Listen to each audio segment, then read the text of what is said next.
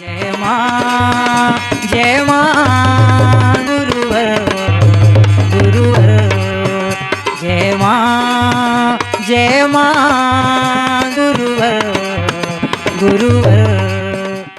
कि समाज के कह रहे हैं कि अब समाज में कोई एक व्यक्ति भी मरने नहीं पाएगा।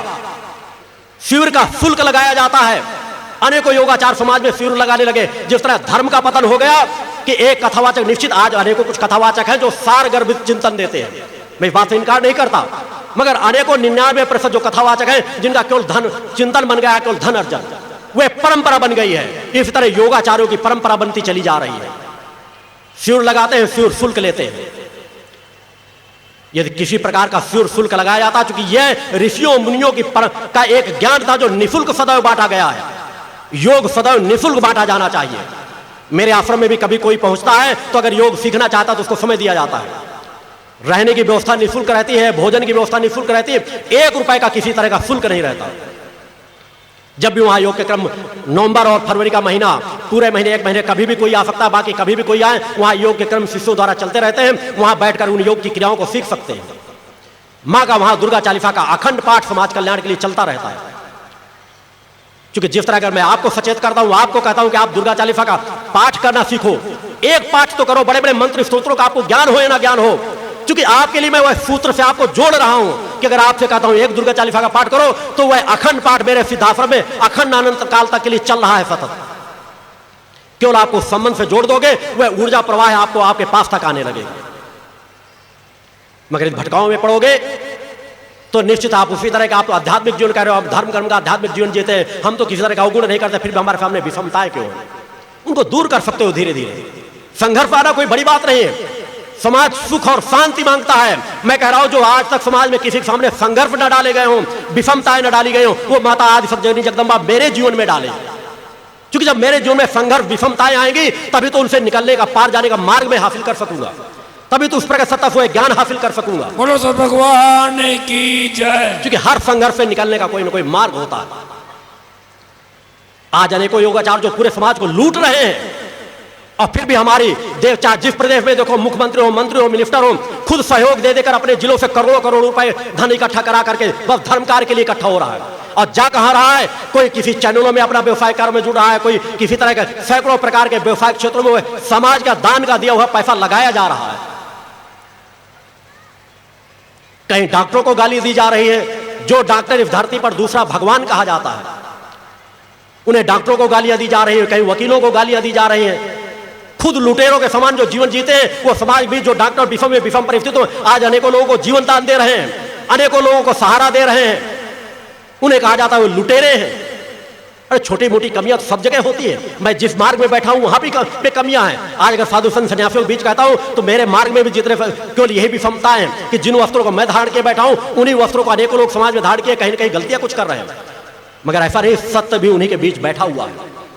अनेकों डॉक्टर जिन्हें लोग भगवान के समान मानते हैं, असाध्य से असाध्य रोगों में वे आपको लाभान्वित करते हैं। जो समाज को लूट रहे हैं वो कह रहे हैं वो डॉक्टर लूट रहे हैं। डॉक्टरों ने उस तरह समाज से लूट करके, बेईमानी करके, दान के, दक्षिणा के, उनसे अपने अस्पताल नहीं बनवाए। उनके माँ बाप ने अगर पढ़ाई लिखाई में पैसा खर्च किया है तो निश्चित अपने जीविकोपार्जन के लिए वो अपनी कुछ न कुछ फीस अवश्य रखेंगे। अगर उन्होंने अस्पतालों का निर्माण बैंकों से ऋण के लेकर के रखा है तो उनको बैंकों का ऋण उतारने के लिए धन की आवश्यकता जरूर पड़ेगी। मगर धर्माचार्यों, योगाचार्यों की किस चीज की आवश्यकता है? अगर धर्म स्थान के निर्माण भी कराना है तो समाज को स्वेच्छा में छोड़ देना चाहिए। समाज को अपने विचार चिंतन बताने चाहिए। मगर उसके लिए शिविर शुल्क लगाया जाए, उसके लिए केवल धन कुबेरों के चौखटों में माथा टेकते फिरा जाए, यह धर्म का अपमान है। मैंने इसीलिए अगर जो अपनी बात रखी है तो इसी वजह से रखी कि आज या तो सचेत हो या तो मेरी चुनौती को स्वीकार करें। मैं हर काल में उपस्थित हूं। मैंने कहा विज्ञान को भी मैंने चुनौती दी है कि अगर मैं कह रहा हूं तो आज विज्ञान के पास ब्रेन का टेस्ट करने की क्षमता है कि कौन व्यक्ति झूठ बोल रहा है, कौन व्यक्ति सही बोल रहा है। मैं कह रहा हूं इस शरीर से मैं सूक्ष्म शरीर के माध्यम से जब जहां चाहूं वहां विचरण कर सकता हूं। बोलो सत भगवान की जय। क्या आज समाज के बीच योगाचार्यों के पास वो सामर्थ्य है? अगर है तो उन मशीनों के बीच अपने आप को गुजारें। पहले मैं गुजरने के लिए तैयार बैठा हूं। मैं आपको सिर्फ सचेत करना चाहता हूं कि सिर्फ लोगों के कहने पर अपने विवेक से सोचो समझो, उसके बाद अपने कदमों को आगे बढ़ाओ, आपका कल्याण होगा। अनेकों धर्माचार्य हैं आज समाज में यदि वो धर्माचार, मैंने कहा जितने धार्मिक संस्थान बने हुए वे जन चेतना फैलाना शुरू कर दें तो हमारा धर्म क्षेत्र भी सुधर जाए, समाज क्षेत्र भी सुधर जाए और राजनीति क्षेत्र भी सुधर जाए। ये अनीति, अन्याय, अधर्म कोई भी क्षेत्र व्यक्ति यदि राजनीतिक नेता बनना चाहता तो पहले अपराधी बनता है। एक विचारधारा पनप गई है कि अगर मुझे राजनीति में जाना है तो पहले अपने लोफड़ बनना पड़ेगा, अपने क्षेत्रीय थाने में मुझे नाम दर्ज कराना पड़ेगा, 2-4 की हत्याएं करना पड़ेगा, 2-4 को मारना पीटना पड़ेगा, तभी अपने मोहल्ले का क्षेत्र का एक नेता बन सकता हूं। एक विचारधारा पनपती चली जा रही है जहां समाज सेवा की भावना होनी चाहिए कि मैं अगर थोड़ा भटका तो और सुधार करके अपने मोहल्ले की, अपने गांव की सेवा करूंगा कि लोगों से मेरा संबंध आत्मीयता से जुड़ सके। विचारधारा पूरी मरती चली जा रही है। इसका अंत क्या होगा? इसमें कहीं ना कहीं आपको विचार करना पड़ेगा, जागना पड़ेगा, सचेत होना पड़ेगा। आज जगह जगह जो दुर्गा चालीसा के पाठों के अनुष्ठान कराए जा रहे हैं उन्हीं से जन चेतना समाज के बीच डाली जा रही है, आध्यात्मिक वातावरण समाज के बीच डाला जा रहा है, क्योंकि दोनों पक्षों में बराबर सक्रियता से कार्य कर रहा है। समाज में जहां संगठन के कार्यकर्ता निःशुल्क भाव से जाकर समाज में जन जागरण करते हैं, लोगों को आध्यात्मिक ज्ञान देते हैं, वह ऊर्जा के से संबंधों को जोड़ते हैं, वही आपको सचेत करते हैं कि नफा मुक्त जीवन जियो, मांसाहार मुक्त जीवन जियो। अनीति, अन्याय, अधर्म के विरुद्ध धीरे धीरे आवाज उठाना शुरू करो। धीरे धीरे वह आवाज अपने आप में सामर्थ्यवान होगी। धीरे धीरे वह आवाज समाज में परिवर्तन डालती चली जाएगी कि कोई राजनेता यदि आपके क्षेत्र से चुनाव लड़ना चाहता होगा तो आपके साथ एक सेवक की तरह बर्ताव करेगा। उन समाज में जो आज की परिस्थितियां हैं उनसे अपने आप को सचेत करो। जब आपसे संबंध स्थापित करने आते हैं, वोट मांगने आते हैं, तब का आपका संबंध देखो कि कितना प्रेम भाव का संबंध नजर आएगा। कि हो सकता है आपका जूठा पानी भी पी ले, आपके घर में खाना भी खा ले, मगर किसी चुनाव जीत जाने के बाद, मंत्री, मिनिस्टर, प्रधानमंत्री बन जाने के बाद वह किस तरह का बर्ताव समाज के साथ करते हैं। हम किसी भी पद पर बैठे, हमको सबसे पहले अपने कर्म पर सचेत होना चाहिए। क्योंकि आज कोई मंत्री बना, मिनिस्टर बना तो उसके कर्म संस्कारों में जुड़ा हुआ है, उसके योग होंगे उस पद तक पहुंचा, मगर पद की मर्यादाएं क्या होती हैं, पद के कर्म क्या होते हैं, उसके लिए हम आप सभी को सचेत होना पड़ेगा। कि हम समाज सेवा के क्षेत्र में हो, राजनीतिक क्षेत्र में, जिस क्षेत्र में हो, उस क्षेत्र में अपने आप को सुधारें। और सुधारने का सिर्फ एक रास्ता है कि आत्मा का शोधन करें, अवगुणों से अपने आप को अलग हटाएं। नहीं, अनीति, अन्याय, अधर्म से कमाया हुआ धन केवल विनाश और पतन के मार्ग में ही आपको ले जाएगा, आपके परिवार को ले जाएगा, आपके समाज को ले जाएगा। आप धन इकट्ठा कर रहे हैं अनीति, अन्याय, अधर्म से, आप नहीं गलत करोगे तो आपके बच्चे गलत करेंगे। समाज में अनेकों ऐसी घटनाएं होती हैं, उनको देखने समझने की जरूरत है। यह देश सोने की चिड़िया थी, आज भी सोने की चिड़िया है। यदि हम केवल सचेत हो जाएं, जो एक दूसरे के केवल सहयोगी बन जाएं, अपने पास उतना ही अर्जित करें, अपने आप पास उतना ही संचित करें जितना हमारे जीवन के लिए आवश्यक है, उससे अधिक नहीं। इच्छाओं में जहां आवश्यकताएं उनकी पूर्ति करें। इच्छाएं तो असीमित हैं, आपको पतन के मार्ग पे खींचती चली जाएंगी। वह असीमित इच्छाएं जो है, उन इच्छाओं को प्रगति सत्ता की ओर मोड़ दो, सत्य की ओर मोड़ दो, चेतना पथ की ओर मोड़ दो। उस मार्ग की ओर लालायित हो कि हम उन ऋषियों मुनियों की संतानें हैं, उस परंपरा से जुड़े हुए हैं, हम उस प्रगति सत्ता की आत्मा के अंश हैं। हम धीरे धीरे अपने आप को प्रभावक चाहें तो जन्म दर जन्म अपने स्तर को उठा सकते हैं। आज हम भीख मांग रहे हैं, आज हम गरीबों को जीवन जी रहे हैं, हम अगर सचेत हो जाएं तो धीरे धीरे करके हम जन्म दर जन्म अपने आप स्तर को आगे उठा सकते हैं। आज अगर ये शरीर भी इस स्थान पर बैठा हुआ तो कुछ कई जन्मों के कर्म संस्कार, योगों का कर्म जुड़ा हुआ है। आज अगर आपके बीच कोई ऐसा व्यक्ति है जो घर में सुख सुविधाएं, भौतिक संसाधन है, तो उसके भी कोई ना कोई संस्कार होंगे।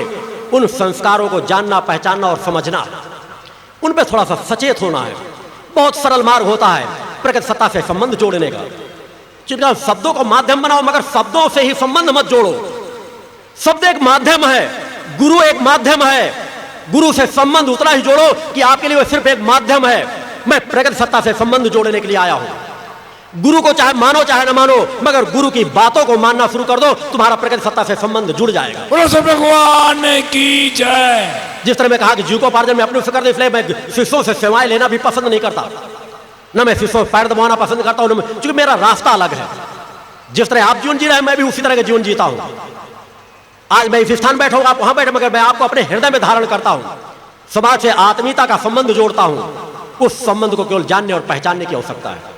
मैं उस प्रगति सत्ता की ओर जो आपको बढ़ाना चाहता हूं, उस केवल आपको सोच उधर की ओर बढ़ा देना है। एक संकल्प ले लेना है कि हमारी जननी माता आदि शक्ति जगजननी जगदम्बा है और हमको उनसे संबंध जोड़ना है, हम उनसे दूर हो चुके हैं, उस ओर हमको बढ़ना है।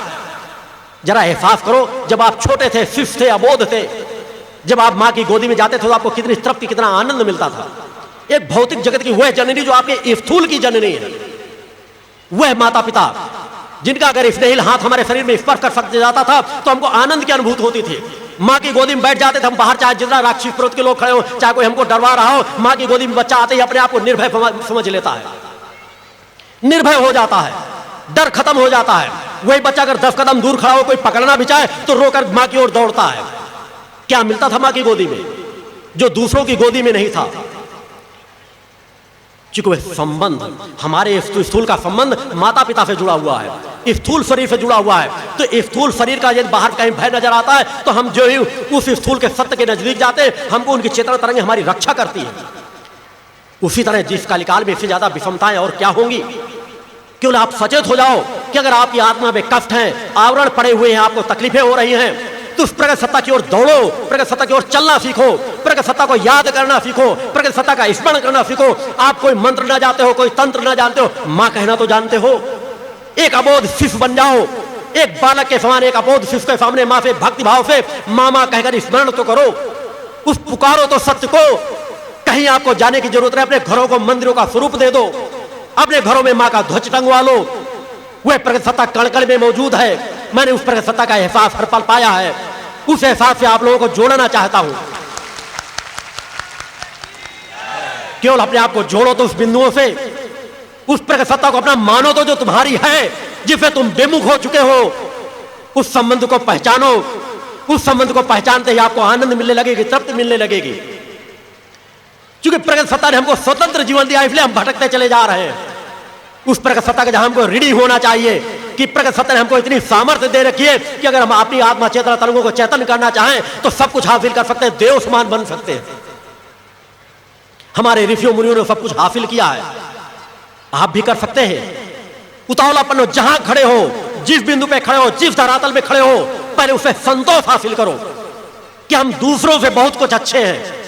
एक व्यक्ति अगर हम रेलवे स्टेशन प्लेटफॉर्म में अपनी झूठी पत्तल फेंक देते तो उससे भी अन्न का दाना निकाल करके खा करके तृप्ति हासिल करता है।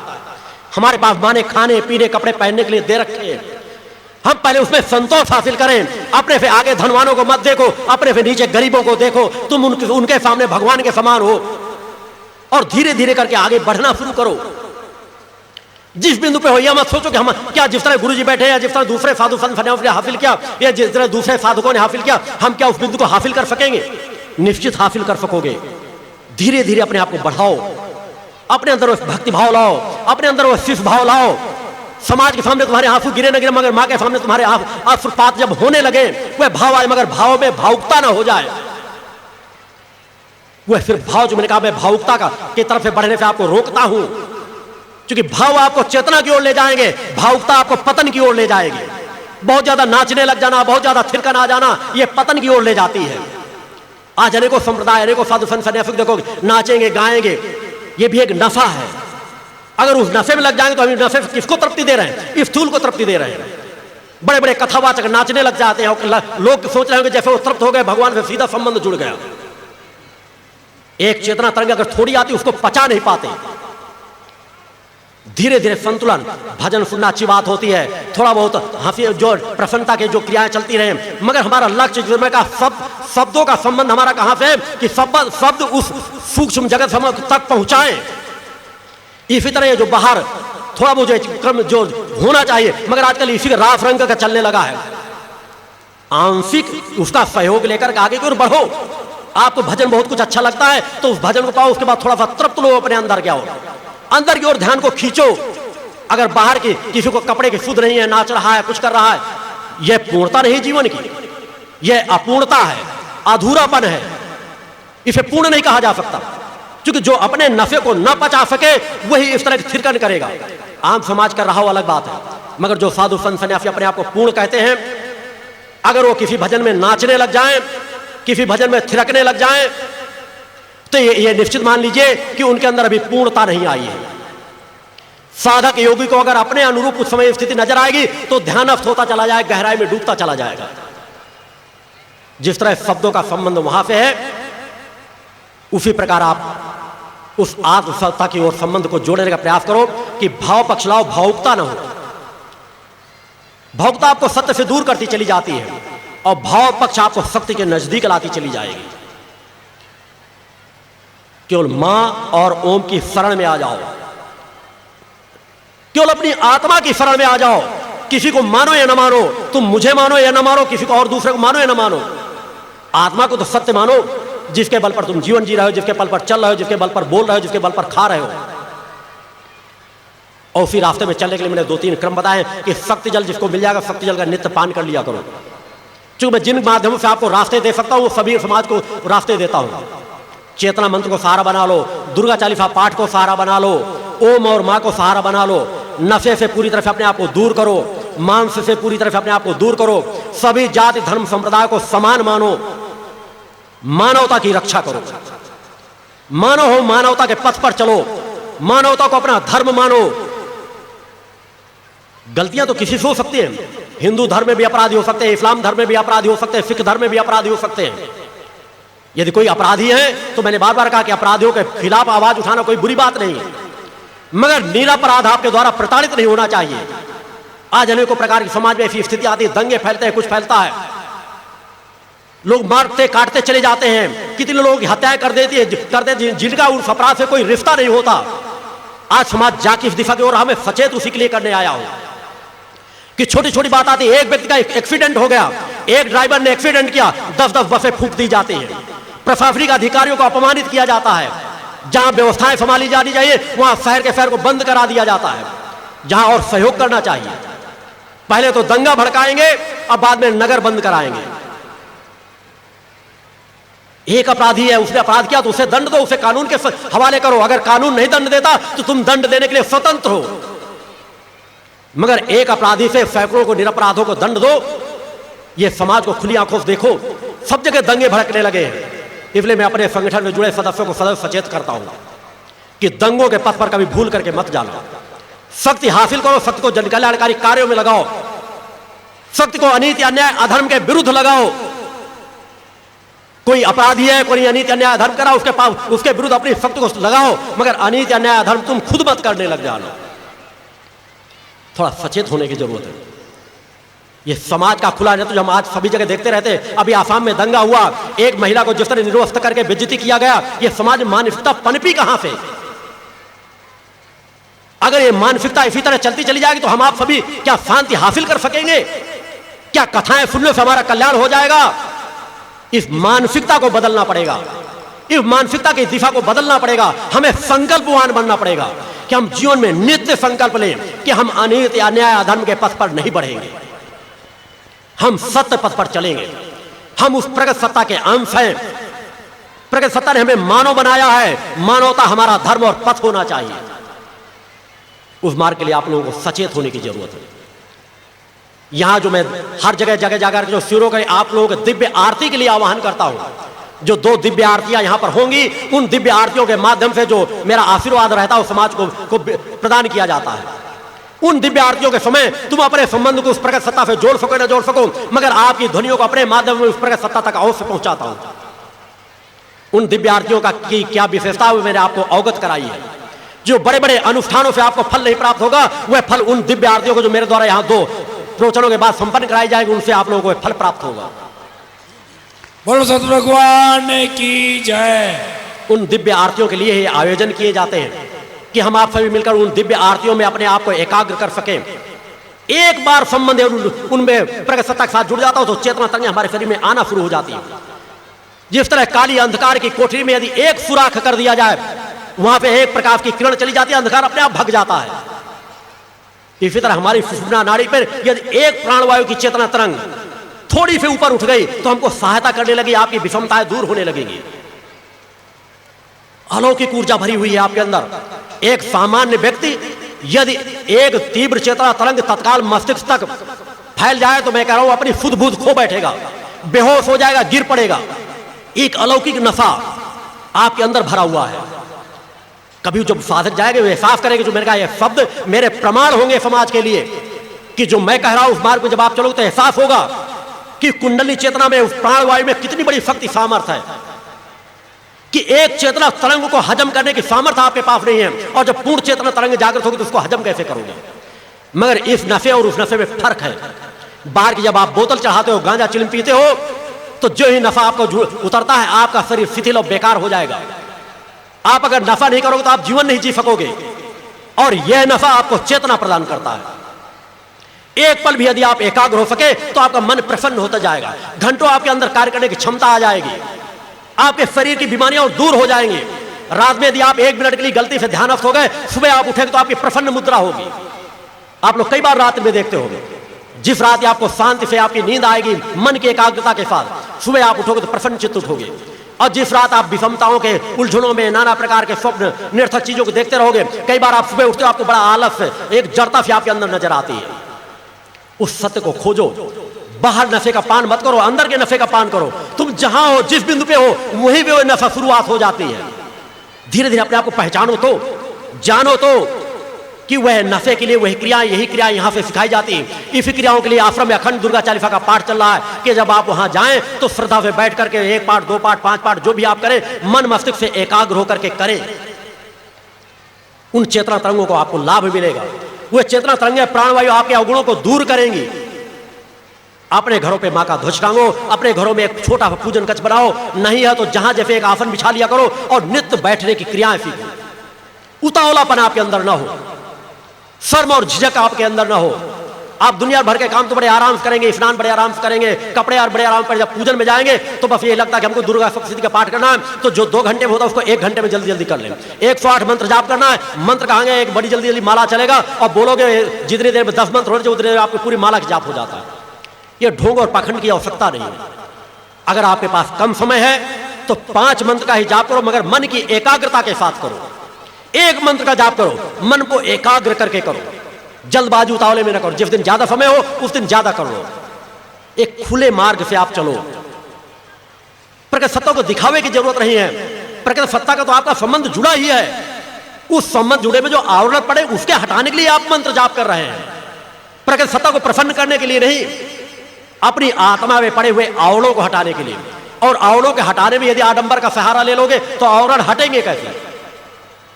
अतः मन मस्तिष्क को एकाग्र करके करो, शांत चित्त होकर के बैठो। जितनी देर बैठो मेरुदंड को सीधा करके बैठो। नींद आलस्य आ रही है, मेरुदंड को सीधा करो, आपको नींद आलस्य आपसे दूर होता चला जाएगा।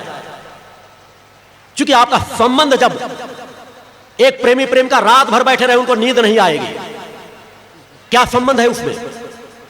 और आप अपनी आत्मा की जननी से जब संबंध स्थापित करना चाहते हैं, गुरु से संबंध स्थापित करना चाहते हैं, आपको आलस्य आ जाता है। इसका तात्पर्य आपने संबंध स्थापित किया ही नहीं। इसका तात्पर्य अभी आपने उस संबंध की उस पूर्णता को आपने हासिल किया ही नहीं। मैं उन्हीं संबंधों का ज्ञान कराने आया हूं कि आज जो प्रेम शब्द बदनाम है, उस प्रेम शब्द को समझो। प्रेम शब्द आते ही प्रेमी प्रेमिका का भाव आ जाता है, या पति पत्नी के बीच के संबंध को ही संबंध आप मान लेते हो। जबकि प्रेम शब्द का उच्चारण होते हुए सब पहले माता पिता के संबंधों का ज्ञान होना चाहिए।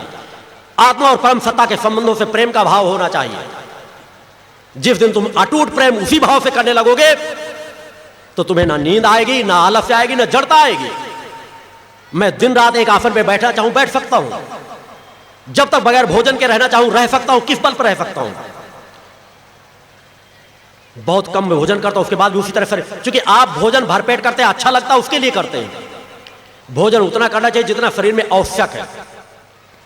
तो आपको इन बिंदुओं पे थोड़ा विचार करना है। या देवी सर्वभूतेषु शक्ति रूपेण संस्थिता, नमस्तस्यै नमस्तस्यै नमस्तस्यै नमो नमः। पंच ज्योति शक्ति तीर्थ सिद्धाश्रम, मां की कृपा और गुरुदेव की अमृतवाणी का पावन संगम।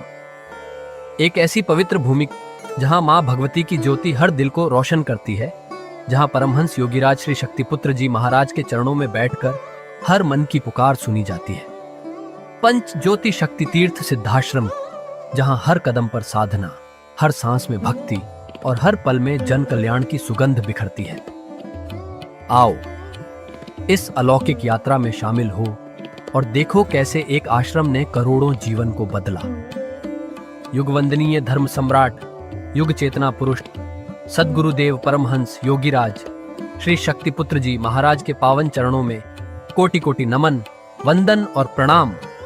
उनकी कृपा से एक ऐसी पवित्र स्थली का सृजन हुआ जो तप, योग, ध्यान और साधना का स्वर्णिम केंद्र है। यह है मध्य प्रदेश के शहडोल जिले की ब्योहारी तहसील में बसा पंचज्योति शक्ति तीर्थ सिद्धाश्रम, जिसकी नींव परम पूज्य गुरु वर्श्री ने 23 जनवरी 1997 को रखी। तब से यहाँ मां भगवती की अखंड ज्योति जल रही है और 15 अप्रैल 1997 से श्री दुर्गा चालीसा का अखंड पाठ अनंत काल तक जन जन के कल्याण के लिए गूंज रहा है। हर सुबह और हर शाम जब सूरज की किरणें और चांद की चांदनी सिद्धाश्रम को चूमती हैं, तब परम पूज्य गुरुदेव जी माता भगवती आदिशक्ति जगत जननी दुर्गा जी सहित सभी देवी देवताओं और सहायक शक्तियों की आरती करते हैं। इस पावन बेला में भक्तों के हृदय मां की भक्ति में डूब जाते हैं। मूल ध्वज साधना मंदिर में भी रोज सुबह शाम होने वाली आरती में भक्तों का समूह उमड़ता है। यहाँ हर मन की पीड़ा मिटती है, हर शरीर को शांति मिलती है और हर आत्मा को सुख, शांति व समृद्धि का आशीर्वाद प्राप्त होता है। परम पूज्य गुरुदेव की कृपा ऐसी कि वे रोज सुबह और शाम भक्तों से निःशुल्क मिलते हैं। मां के भक्त और गुरुदेव के शिष्य अपने मन की बात उनके चरणों में रखते हैं और बदले में समाधान व आशीर्वाद पाते हैं। अब तक 1 करोड़ से ज्यादा भक्त गुरुदेव से मिलकर उनके मार्गदर्शन से जीवन की राह पा चुके हैं। गुरुदेव की वाणी ऐसी कि सुनते ही मन में संकल्प जागता है। उनके आशीर्वाद से करोड़ों लोग नशे और मांसाहार से मुक्त होकर चरित्रवान और चेतनावान जीवन जी रहे हैं। हर दिन सैकड़ों लोग नशा छोड़ने की प्रेरणा लेने सिद्धाश्रम धाम पहुंचते हैं। पूज्य गुरुदेव के 20 लाख से अधिक दीक्षा प्राप्त शिष्य आज के अधर्म और अन्याय के दौर में भी मां की ज्योति से अपने घरों को आलोकित करते हैं। वे साधनात्मक जीवन जीते हुए आत्म कल्याण और जन कल्याण के पथ पर चल रहे हैं। क्या यह चमत्कार नहीं? सिद्धाश्रम धाम में पिछले 28 वर्षों से मां अन्नपूर्णा भंडारा चल रहा है, जहां सुबह शाम हजारों भक्तों को स्वादिष्ट और पवित्र भोजन मिलता है। और सुनो, यहाँ ठहरने की व्यवस्था भी पूरी तरह निःशुल्क है। क्या ऐसी जगह कहीं और मिलेगी जहां हर सुविधा मां की कृपा से मुफ्त हो? सिद्धाश्रम धाम की पावन सरिता के तट पर बनी त्रिशक्ति गौशाला देखकर भक्तों का मन आनंद से भर जाता है।